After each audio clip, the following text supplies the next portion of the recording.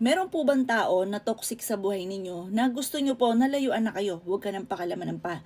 Pero ito mga bossing ko, ay gagawin nyo lang to sa mga taong namumurwisyo. Yung bang tipong talaga ayaw kang tigilan. Mainam mga bossing ko, gawin nyo po ito. Pero huwag nyo itong gagawin sa taong nananahimik kasi may karma po yan sa inyo mga bossing. Kapag po gagawa ka ng ganito sa taong hindi ka naman inaano. Ngayon po mga bossing ko, ito ay para sa mga nape-pressure ka na, yung anak ninyo nape-pressure na sa taong ito na nabubwisit po sa inyo.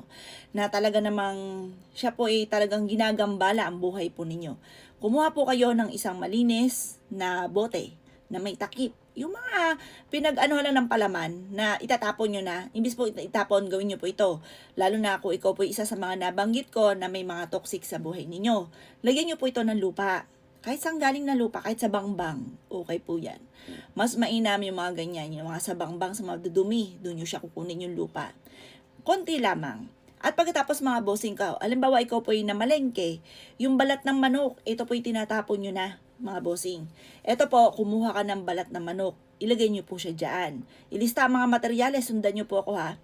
Isulat ang pangalan, tunay na pangalan at ipilido ng tao na bubwisit sa inyo. Or kaya po kung hindi nyo siya kilala, sabihin nyo yung tao na bubwisit sa akin, layuan na ako. Ganon mga bossing.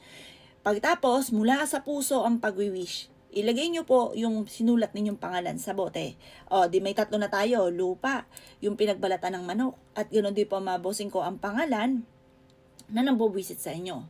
At ang pang-apat mga bossing ko, yan po mga bossing ko, kumuha ka ng 8 pako. 8. 8 pako, 2, 4, or kaya 6, or 8. Yan, yung pares-pares na bilang.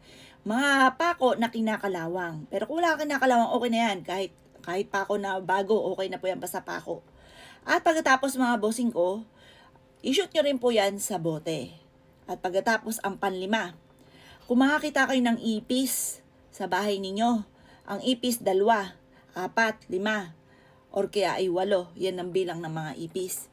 I-shoot nyo rin yan sa bote. Kahit tsugi na yung ipis, hindi na gumagalaw mabos kahit inapakan nyo na po yun, okay na po yan.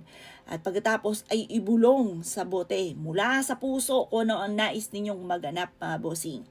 Sabi nyo, layuan na kayo, ang inyong po pamilya, layuan na dahil namumurwisyo siya sa inyo. I-wish nyo na lahat. At pagkatapos, takluban.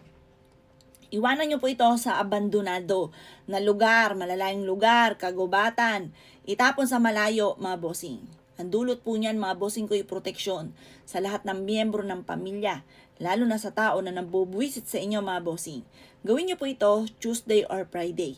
Alas 5 ng hapon niyo po ito gagawin. Ito po yung makakatulong upang sa ganon, kayo po ay maging ligtas ng lahat ng miyembro ng pamilya at ang taong namumurwisyo po sa inyo ay lalayuan ka na. Ang i-wish ninyo, lalayuan lang kayo. Huwag kang mag-wish ng pangit.